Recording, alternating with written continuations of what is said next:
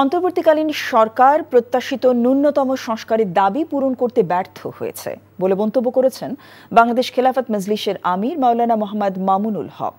সংস্কারের ক্ষেত্রে বিএনপির পক্ষ থেকে সরকারকে সবচেয়ে বেশি অসহযোগিতা করা হয়েছে বলেও অভিযোগ তার।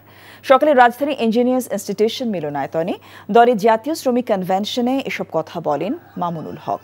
উচ্চকক্ষে পিআর পদ্ধতিতে নির্বাচন চায় খেলাফত মজলিস।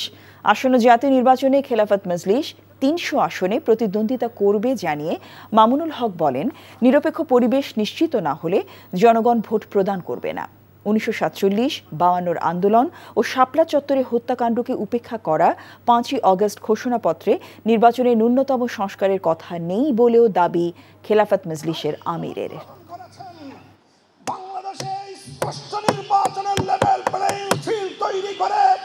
এদেশের গণমানুষের আস্থার নির্বাচন উপহার দেওয়া ছাড়া আপনার মুক্তির কোনো উপায় নাই।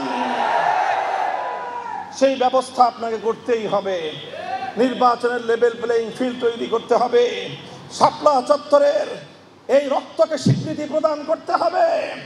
বান্ডেল থাকলে প্রতি সেনমানিতে টাকা বাঁচবে। বিকাশ সেনমানি বান্ডেল কিনে জিতুন প্রতি লেনদেনে।